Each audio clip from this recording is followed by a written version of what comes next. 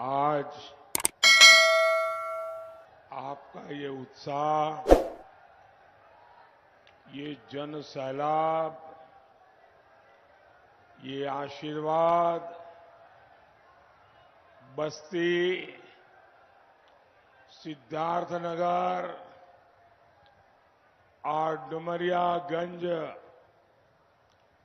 इस क्षेत्र ने हमेशा मुझ पे भरोसा किया है,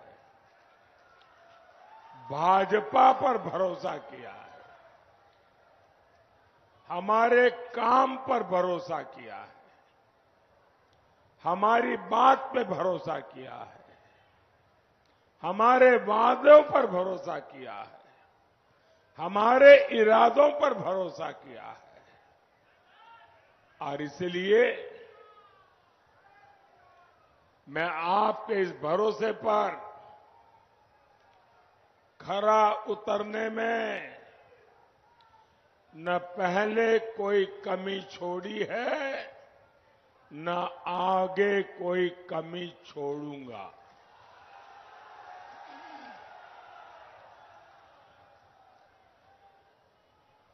और ये मोदी की गारंटी है। ये बड़े उत्साही लोग जो बड़े बड़े बैनर बना के लाए हैं, आपके बैनर तो बहुत अच्छे हैं, लेकिन इसके कारण पीछे लोगों को तकलीफ हो रही है। अगर आप इसे नीचे रख लें तो अच्छा होगा। मैंने सब पढ़ लिया है, बहुत बढ़िया है।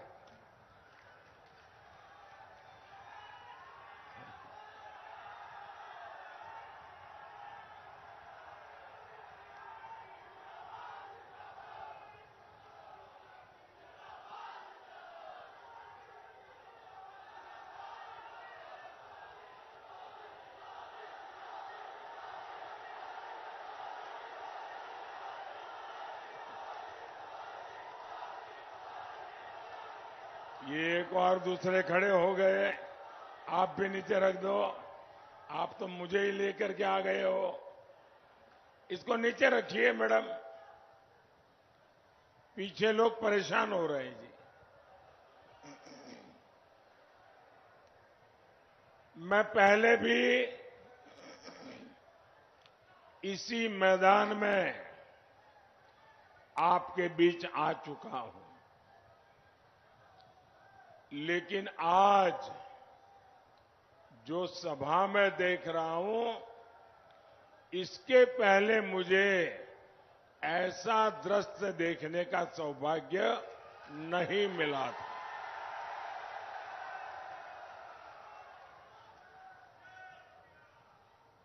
ये पंडाल छोटा पड़ गया है। बहुत लोग मैं देख रहा हूं पीछे धूप में तप रहे हैं,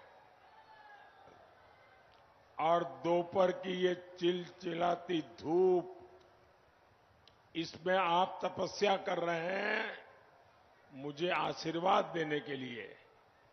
जो लोग धूप में तप रहे हैं, मैं सबसे पहले उनकी क्षमा मांगता हूं कि हमारी व्यवस्था जरा छोटी पड़ गई और आपको धूप में तपना पड़ रहा है, इसलिए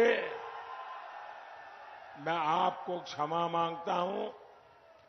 दूसरा, मैं आपको भरोसा देता हूं, मैं आपकी ये तपस्या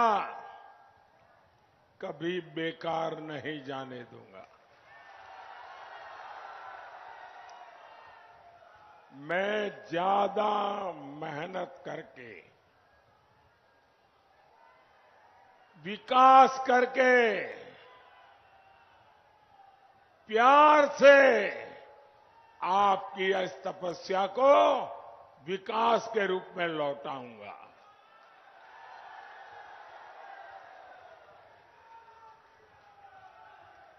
साथियों, देश में 5 चरण के चुनाव हो चुके हैं। इन 5 चरणों ने ही देश में तीसरी बार मोदी सरकार पक्की कर दी है।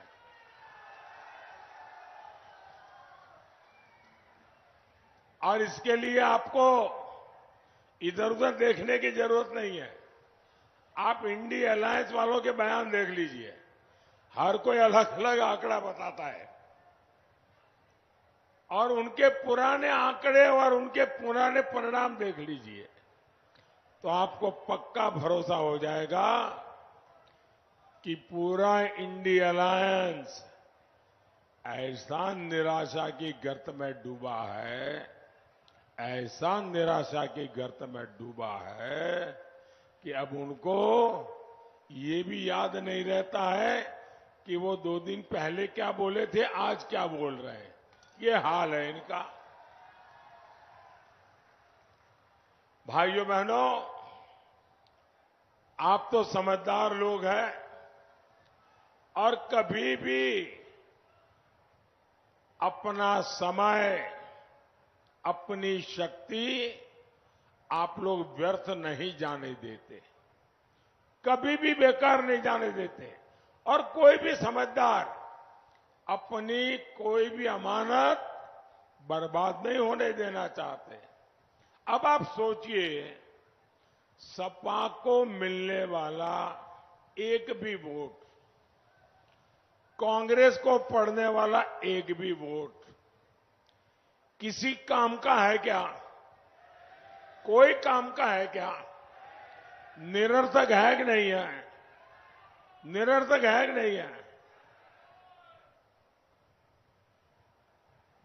आपका वोट बेकार हो जाए, बर्बाद हो जाए, ये यहां का कोई मतदाता चाहेगा क्या?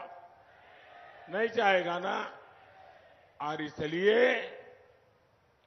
आपका वोट उसको पड़ना चाहिए जिसको आप सरकार बनाने के लिए देना चाहते हैं, जिसकी सरकार बनने की गारंटी है।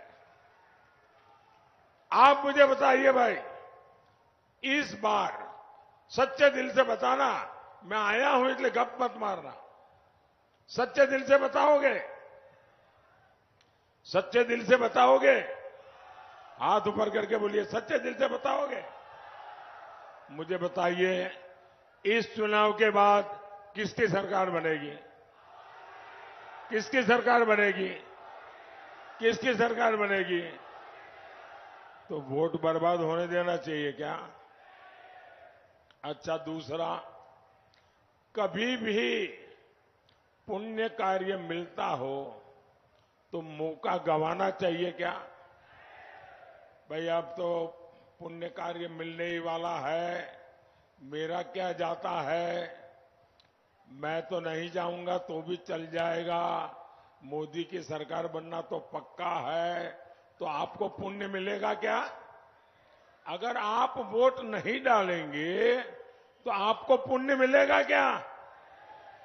आज 80 करोड़ लोगों को मुफ्त खाना मिलता है, मुफ्त राशन मिलता है, तो वो आशीर्वाद देते हैं कि नहीं देते हैं? आपको पुण्य मिलता है कि नहीं मिलता है?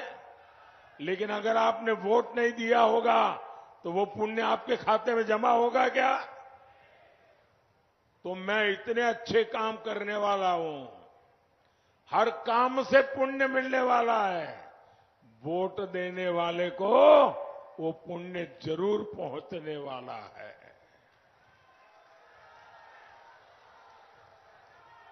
वोट दीजिए विकसित भारत के लिए,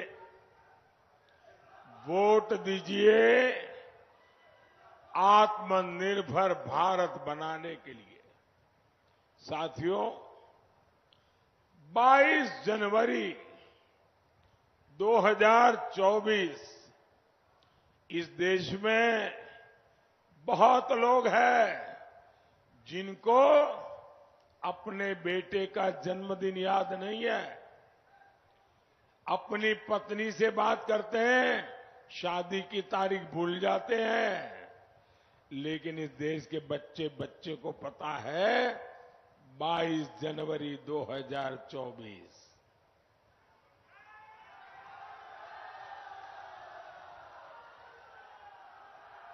मैं 22 जनवरी बोलता हूं और देश बोल पड़ता है जय श्री राम। अयोध्या में उस ऐतिहासिक दिन मैंने कहा था, राम से राष्ट्र, विरासत से विकास, आध्यात्म से आधुनिकता। आज देश इसी मंत्र पर आगे बढ़ रहा है।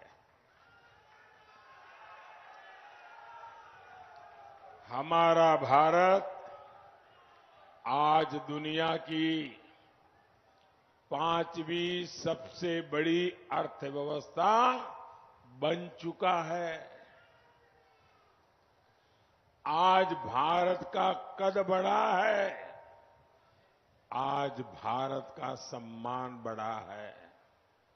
भारत अब वैश्विक मंचों पर बोलता है तो पूरी दुनिया बड़े ध्यान से सुनती है। भारत फैसले लेता है तो दुनिया उसके साथ अपने कदम मिलाने की कोशिश करता है। और ये जो आतंक का सरपरस्त देश हमें आंखें दिखाता था, धमकियां देता था, आज उनकी हैसियत वैसी हो गई है, न घर का न घाट का, और अनाज भी उनको नसीब नहीं हो रहा। साथियों, पाकिस्तान तो पस्त पड़ गया है, लेकिन उसके हमदर्द सपा कांग्रेस वाले अब भारत को डराने में जुटे हैं। आप हैरान हो जाएंगे भाई, ये क्या बोलते हैं? ये लोग कहते हैं, हमें सुनाते हैं, उनको मालूम नहीं होता 56 इंच क्या होता है।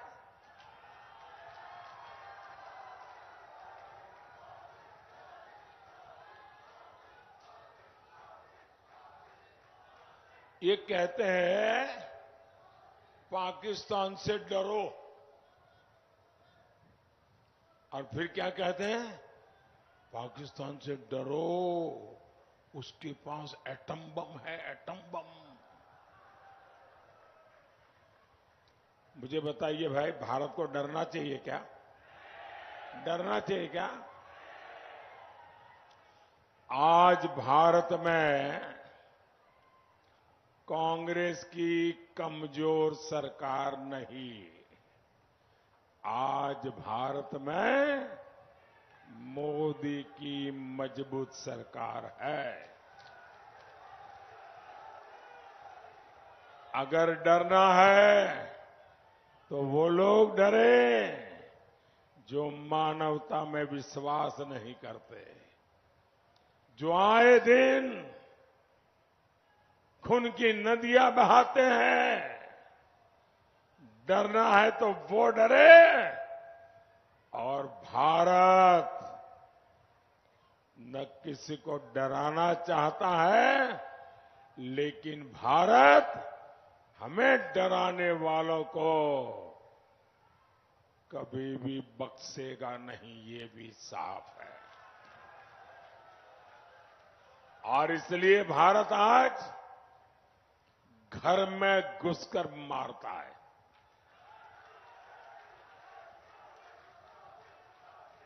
साथियों, मैं सपा कांग्रेस के दोनों शहजादों की फ्लॉप फिल्म की बार बार रिलीज से हैरान हूं। ये दोनों शहजादे अब मिलकर अफवाह उड़ा रहे हैं। ये कहते हैं यूपी की 79 सीट जीत जाएंगे। मैं पहले सुना करता था कि लोग दिन में सपने देखते हैं। मुझे अब पता चला दिन में सपना देखने का मतलब क्या होता है।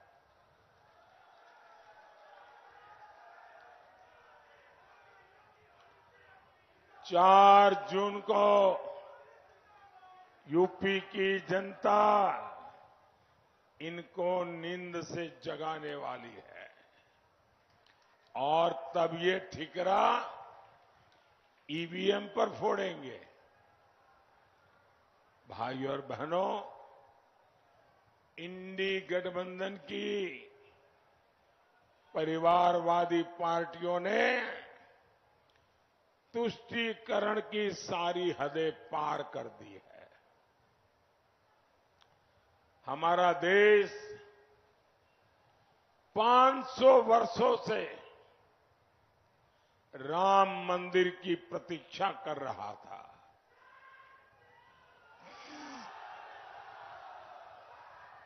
लेकिन ये इंडी वालों को राम मंदिर और राम से परेशानी है।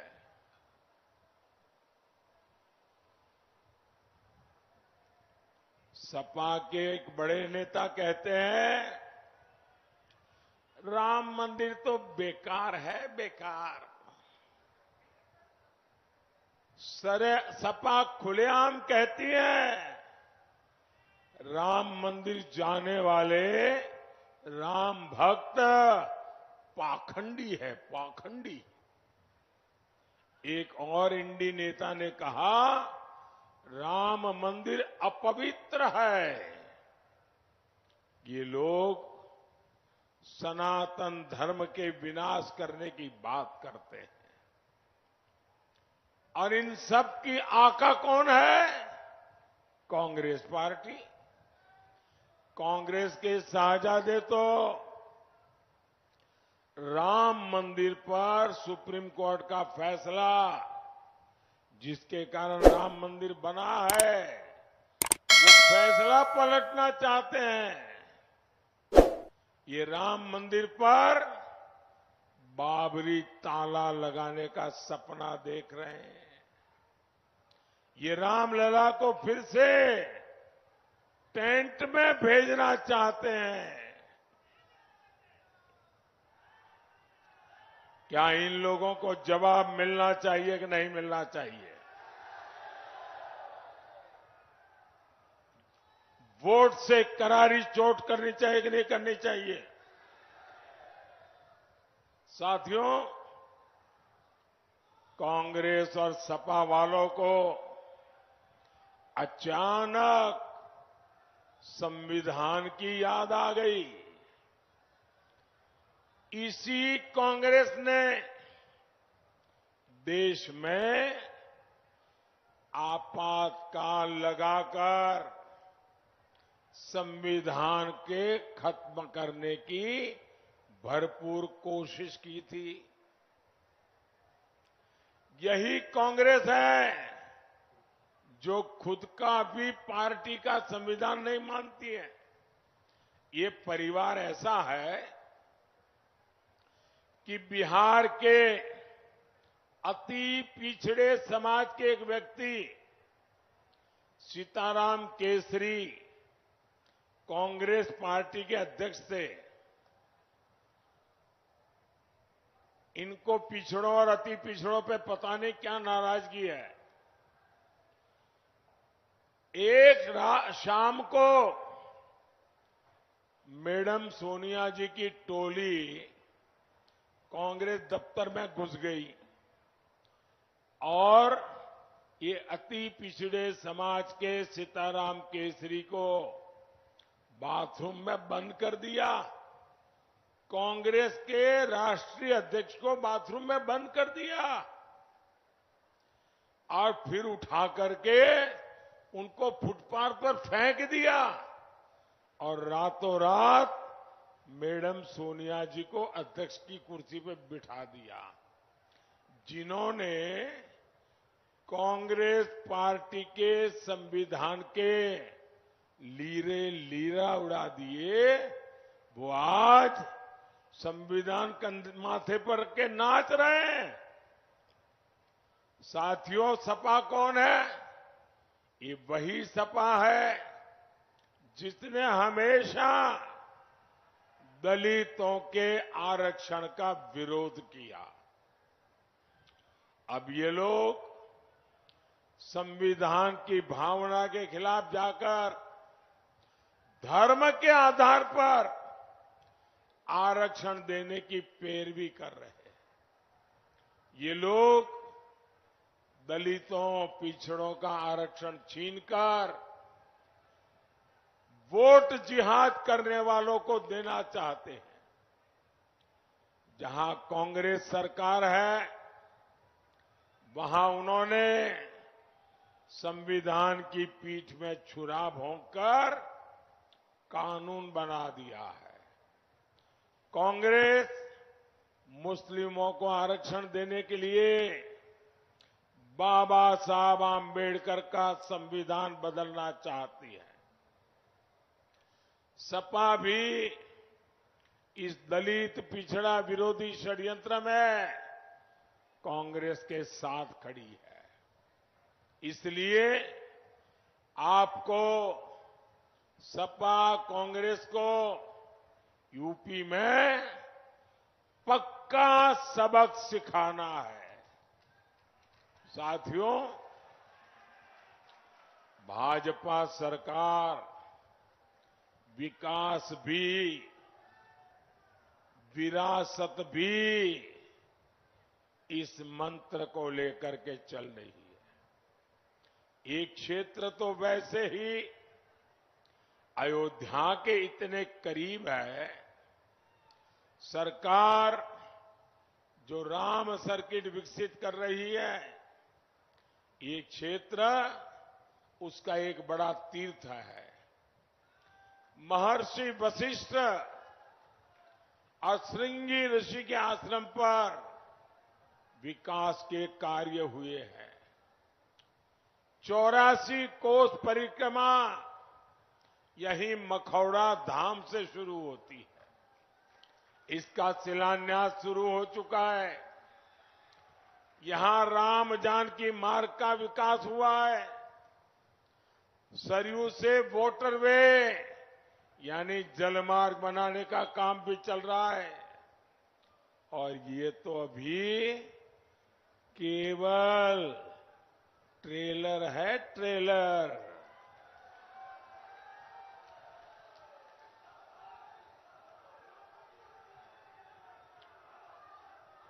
अभी तो ये ट्रेलर है, बहुत बड़े बड़े काम आगे करने हैं। साथियों, सपा ने यूपी को केवल बदनामी दी थी। हमारी बहन बेटियों का घर से निकलना मुश्किल था। लोग जमीन खरीदने से डरते थे। जमीन खरीदी तो कोई न कोई माफिया कब्जा कर लेता था। आपको याद है ना, कैसे गुंडे माफिया सपा के मेहमान होते थे। दंगाइयों को स्पेशल प्रोटोकॉल मिलता था। आतंकवादियों को जेल से छोड़ने का फरमान जारी होता था।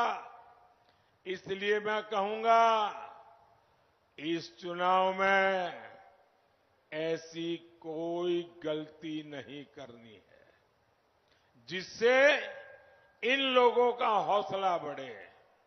साथियों, बीजेपी को यूपी में बहुत समय पुराने गड्ढे में यूपी को जो गाड़ दिया था ना, उस गड्ढे को भर करके यूपी को बाहर निकालने में योगी जी और उनकी पूरी सरकार को बहुत ताकत लगानी पड़ी है और मुझे खुशी है। जरा इंडिया अलायंस वाले, मैं छोटे से इस बस्ती नगरी में हूं और पूरा मेरा इंडिया अलायंस मंच पे दिखता है। देखो, सारे नेता मौजूद हैं। आपने कभी इंडिया अलायंस की एक भी कार्यक्रम में उनके साथियों को तो देखा है क्या? फोटो निकालने के लिए इकट्ठे होते हैं। सपा ने इस क्षेत्र को बर्बाद करने में कोई कोर कसर बाकी नहीं छोड़ी थी। गन्ना किसानों को भुगतान नहीं दे होता था और अभी योगी जी ने बताया चीनी मिलों को कोड़ियों के दाम बेचा जाता था। सड़कों की हालत बदहाल थी। मैंने आपसे वादा किया था ये हालत मैं बदलूंगा। मैंने 2017 में कहा था यहां बंद चीनी मिलों को शुरू कराऊंगा। मुंडेरवा पिपराइच में वो वादा पूरा हुआ। किसानों की आय बढ़े इसके लिए हमारी सरकार इथेनॉल यूनिट भी लगा रही है। भाइयों बहनों, बस्ती, सिद्धार्थनगर और डुमरियागंज की कनेक्टिविटी बढ़ाने के लिए भी लगातार काम हो रहा है। आज मनवर संगम ट्रेन यहां से चल रही है। गोरखपुर लिंक एक्सप्रेस हो, बस्ती पीलीभीत 4 लाइन हाईवे हो, बस्ती रिंग रोड हो, इस क्षेत्र की तस्वीर बदलने वाली है। इससे बस्ती के चीनी उद्योग को, संत कबीर नगर के पीतल से बने उत्पादों को और महाराजगंज के फर्नीचर उद्योग को नई ताकत मिलेगी। युवाओं को रोजगार मिलेगा। साथियों, 25 मई को आप मेरी तरफ देखिए। भारत माता की जय श्री राम। 25 मई को आपका एक वोट तुष्टीकरण की राजनीति को कब्रिस्तान में गाड़ देगा।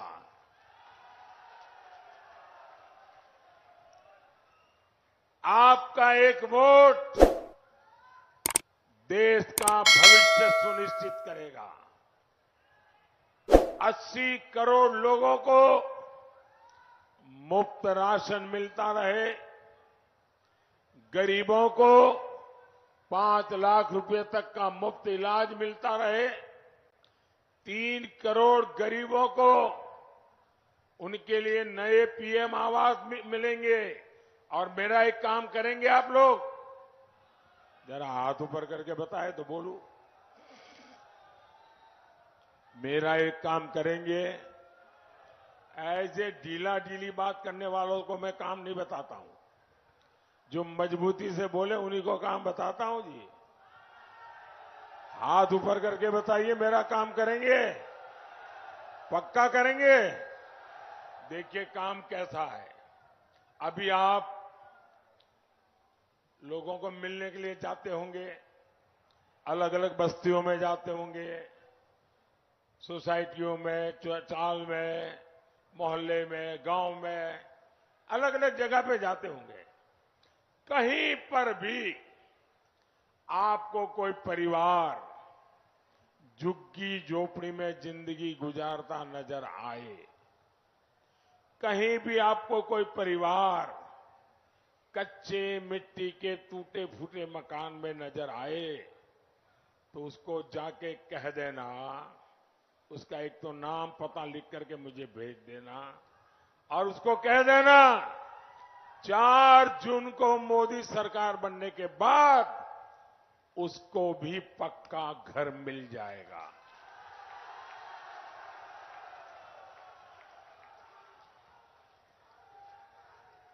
3 करोड़ नए घर बनाऊंगा।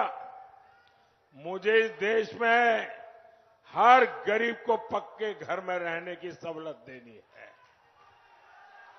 तो आप घर घर जाके मेरा इतना काम करेंगे और आप मन में झिझकना मत कि ये मैं तो कह दूंगा और कुछ नहीं होगा तो फिर तो मुझे पकड़ेंगे। मैं आपको गारंटी देता हूं, आप ही यहां जितने लोग हैं ना, मेरे लिए तो आप ही मोदी है। आप मोदी से जरा भी कम नहीं है। तो लोगों को बताइए, उनको घर मिलने की गारंटी है। साथियों, हम 3 करोड़ लखपति दीदी बनाने के लिए काम कर रहे हैं। ये सब आपके वोट से मुमकिन होगा और इसलिए मतदान भारी होना चाहिए, एनडीए के पक्ष में होना चाहिए। जहां भाजपा का उम्मीदवार है उसे भाजपा को, जहां मेरे एनडीए के साथी चुनाव लड़ रहे हैं उनको एनडीए का। आपका वोट पक्का होना चाहिए। बस्ती से हमारे साथी भाई हरीश द्विवेदी जी, संत कबीर नगर से भाई प्रवीण निषाद और डुमरियागंज से श्रीमान जगदम्बिका पाल जी, इनको भारी मतों से विजयी बनाए। ज्यादा से ज्यादा मतदान कराएंगे, हर पोलिंग बूथ जीतेंगे। अच्छा, मेरा एक काम करेंगे घर घर जाना और हर परिवार में जाना, हर परिवार के लोगों को मिलना और परिवार के सबके साथ बैठ करके कहना कि हमारे मोदी जी आए थे और मोदी जी ने आपको राम राम कहा है। हर घर में मेरा राम राम पहुंचा दोगे? हर घर में मेरा राम राम पहुंचा दोगे? एक और काम करना है, करोगे? आपके हर गांव में आपके कोई तीर्थ देवता होंगे, गांव में कोई मंदिर होगा जहां गांव के लोग जाते होंगे, वहां भी जाकर के मत्था टेकना और कहना कि विकसित भारत के लिए हे देवाधिदेव हम सबको आशीर्वाद दो। इतना काम हर गांव में, हर तीर्थ क्षेत्र में जाकर के करना। मेरे साथ बोलिए।